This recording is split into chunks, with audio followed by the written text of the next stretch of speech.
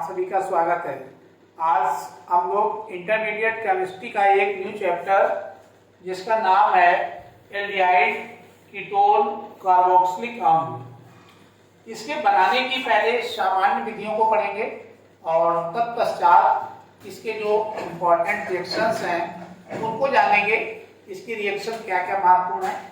लेकिन सबसे पहले इसको बनाने की जो सामान्य विधियां हैं, क्योंकि किसी भी चैप्टर का जो फर्स्ट पार्ट होता है पहले उसको आप नॉर्मल तरीके से बनाएंगे कैसे, तो केमिस्ट्री में ये चीज बहुत महत्वपूर्ण है। तो सामान्य बनाने की जो विधियां हैं वो इसकी पहली विधि के द्वारा मैंने बना के दिखाया है, एल्कोहल के ऑक्सीकरण के द्वारा। तो एल्कोहल के ऑक्सीकरण के द्वारा एल्डिहाइड का जो सामान्य सूत्र होता है CHO होता है। ऐसे ही जो कीटोन है, कीटोन का CO और कार्बोक्सिलिक अम्ल का COOH, ये जिसमें लग जाता है, यदि CHO लग गया तो वो एल्डिहाइड बन जाएगा और इसी में कीटोन लग गया तो वो कीटोन करके आ जाएगा और कार्बोक्सिलिक अम्ल लग गया तो ये ओइक अम्ल करके नाम से जाना जाता है। इनके जो फंक्शनल ग्रुप है CHO, CO और COOH, इनको आपको ध्यान रखना होगा। अब इसमें सबसे पहले इसमें जान लेते हैं एल्कोहल के ऑक्सीकरण के द्वारा। तो एल्कोहल का जब हम ऑक्सीकरण करते हैं अर्थात ऑक्सीजन की उपस्थिति में उसको रिएक्ट कराते हैं तो प्राथमिक एल्कोहल वो एल्कोहल होती है जिसमें मेथिल का एक पार्ट जुड़ा होता है या मेथिल का एक अणु जुड़ा होता है, उसे प्राथमिक अल्कोहल के नाम से जाना जाता है। तो इसका ऑक्सीकरण कराएंगे तो एल्डिहाइड प्राप्त होता है। CHO का मतलब यहाँ पे एल्डिहाइड, तो एल्डिहाइड बनता है। ये देखिए प्राथमिक अल्कोहल ली गई है, मेथिल का एक अणु लेंगे CH2OH, तो इससे ऑक्सीजन की उपस्थिति में तनु H2SO4 सल्फ्यूरिक एसिड है, लेकिन ये डाइल्यूट कंडीशन में होना चाहिए। सोडियम डाइक्रोमेट है Na2Cr2O7, Na2Cr2O7 को सोडियम डाइक्रोमेट कहा जाता है।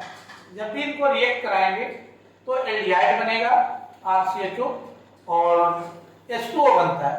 R यहाँ पे एल्किल मूलक है। एल्किल मूलक का मतलब इसमें R जहाँ पे लगा होता है इसमें कार्बन और हाइड्रोजन का कॉम्बिनेशन होता है, तो ये हाइड्रोकार्बन होता है जिसे हम लोग एल्क या एल्किल मूलक के नाम से जानते हैं।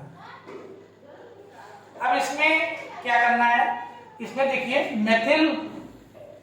मेथिल एल्कोहल, मेथिल जिसमें एक कार्बन होगा तो HCH2OH मेथिल एल्कोहल है और मेथिल एल्कोहल को ऑक्सीजन की उपस्थिति में ये वाला पार्ट यहाँ पे भी रहेगा, तनु सल्फ्यूरिक अम्ल, ये यहाँ भी रहना है इसको H2SO4 और साथ में सोडियम डाइक्रोमेट Na2Cr2O7।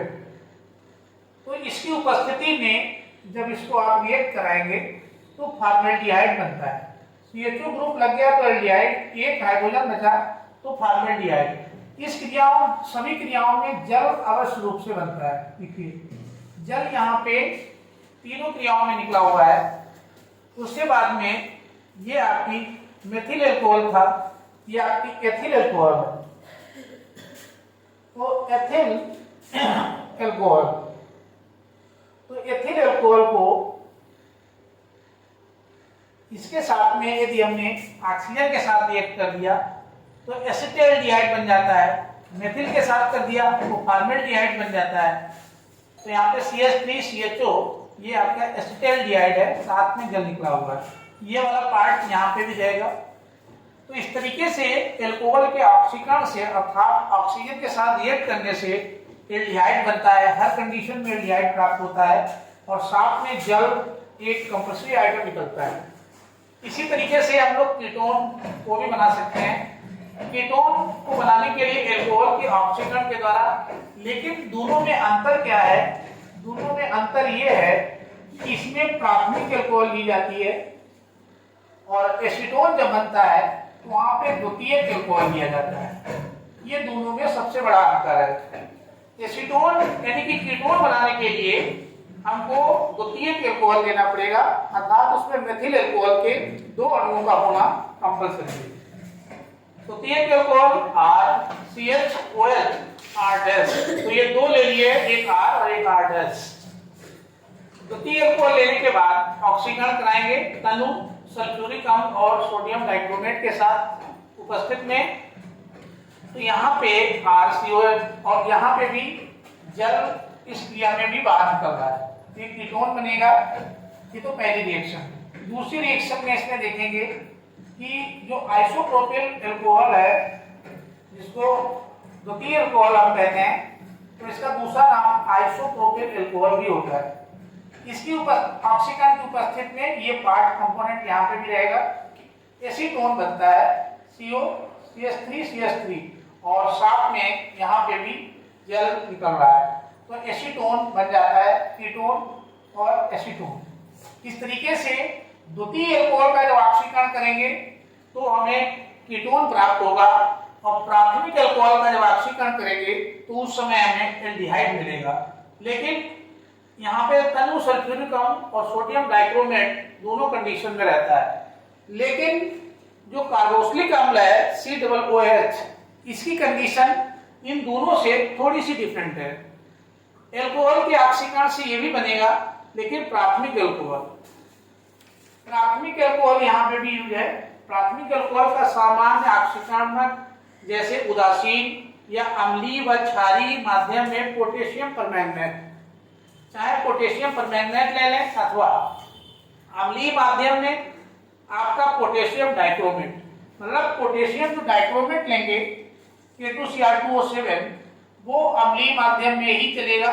लेकिन यदि हम पोटेशियम परमैंगनेट लें तो ये चाहे अम्लीय हो चाहे क्षारीय हो, ये दोनों ही केस में आपका जो है कार्बोक्सिलिक अम्ल देगा।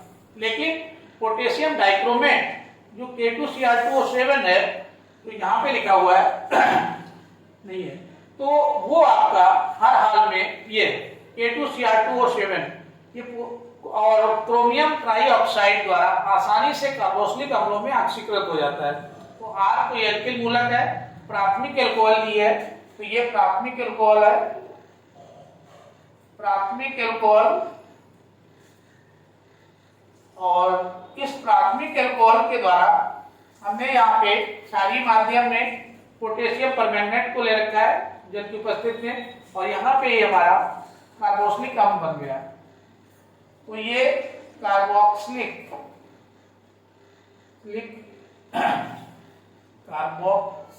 अम्ल, तो ये कार्बोक्सिलिक अम्ल प्राप्त हुआ। और दूसरी रिएक्शन में देखिए डेकेनॉल ले रखा है। डेकेनॉल मतलब जिसमें कार्बन की संख्या 10 हो जाए, 8 पावर लगी है तो 8 ये हो गए, एक ये 9, एक ये 10 OH समूह लगा है तो डेकेनॉल। तो डेकेनॉल से, लेकिन यहाँ पे ध्यान रखना CH3 मेथिल, ये जो मेथिल का समूह है वो एक ही है। जब मेथिल का समूह एक ही होगा तो वो प्राथमिक एल्कोहल रहेगा। अब इसमें K2O3 जिसको हमने क्रोमियम ट्राईऑक्साइड या फिर तनु सल्फ्यूरिक अम्ल की उपस्थिति में इसकी रिएक्शन कराएंगे तो डेकेनोइक अम्ल बनता है। डेकेनोइक अम्ल एक आपका कार्बोक्सिलिक अम्ल है। COOH ग्रुप जिसमें लगेगा वो कार्बोक्सिलिक अम्ल तैयार होता है। इस तरीके से हमने देखा कि चाहे वो एल्डिहाइड हो, चाहे कीटोन हो, चाहे कार्बोक्सिलिक अम्ल हो, तीनों को हम एल्कोहल के ऑक्सीकरण से प्राप्त कर सकते हैं। फर्क सिर्फ इतना है कि जो एल्डिहाइड और जो कार्बोक्सिलिक अम्ल है ये प्राथमिक एल्कोहल से बनता है, जबकि कीटोन जो है वो द्वितीय एल्कोहल से प्राप्त किया जाता है। अब इसमें इन रिएक्शंस को हमने इसके बेसिक पार्ट को समझा, अब इसके आगे बढ़ते हैं, फिर नेक्स्ट को समझते हैं। एल्डिहाइड, कीटोन और कार्बोक्सिलिक अम्ल के सामान्य गुण, इनकी जो जनरल प्रॉपर्टी है, इनके विषय में यहाँ पे समझते हैं कि सामान्य गुण कैसे होते हैं।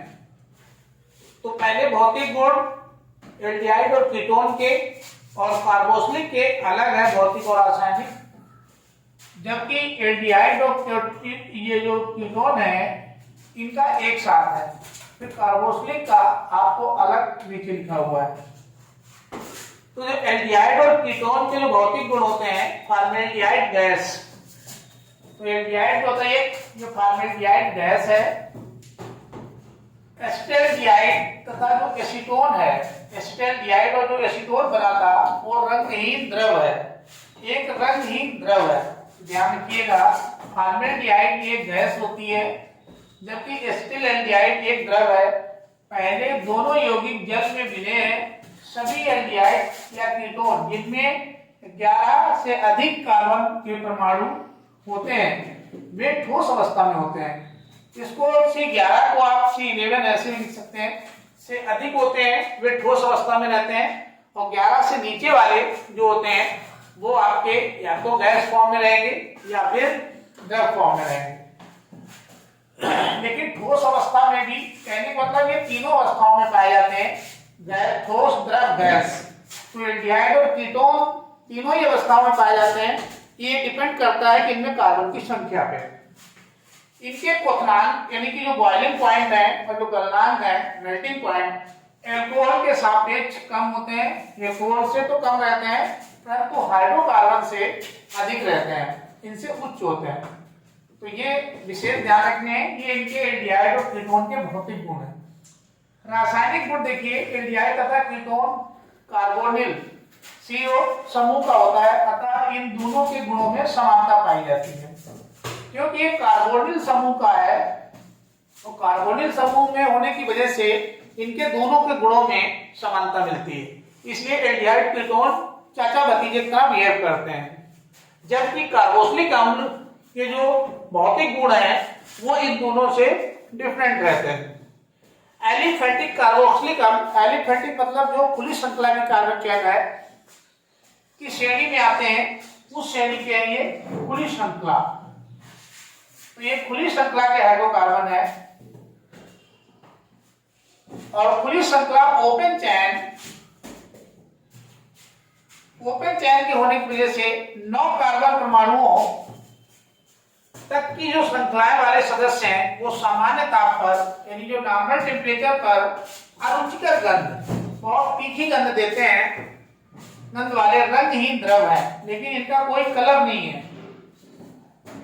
इस श्रेणी के उच्च सदस्य जो इस 9 कार्बन की श्रृंखला से ऊपर वाले हैं वो ठोस होते हैं, ये ठोस की कैटेगरी में आते हैं तथा अल्प वाष्पशील है, हल्का सा वाष्पीकृत होते हैं कि वे व्यवहारिक रूप से गंधहीन होते हैं, इनमें कोई गंध नहीं पाई जाती है। मतलब जो ज्यादा 9 से ऊपर कार्बन श्रेणी वाले हैं उसमें कोई गंध नहीं है, जबकि उससे कम वालों में तीखी गंध, बहुत अरुचिकर गंध आती है।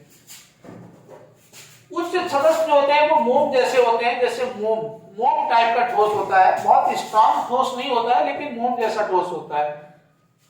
अब इसमें रासायनिक गुण इनके धातु व क्षारों के साथ क्रिया, एल्कोहल के समान कार्बोक्सिलिक अम्ल जो है विद्युत के धनी धातुओं के साथ क्रिया करके हाइड्रोजन मुक्त करते हैं, ये हाइड्रोजन गैस को निकालते रहते हैं और फिनॉल के समान क्षारों के साथ जो है लवण बनाते हैं।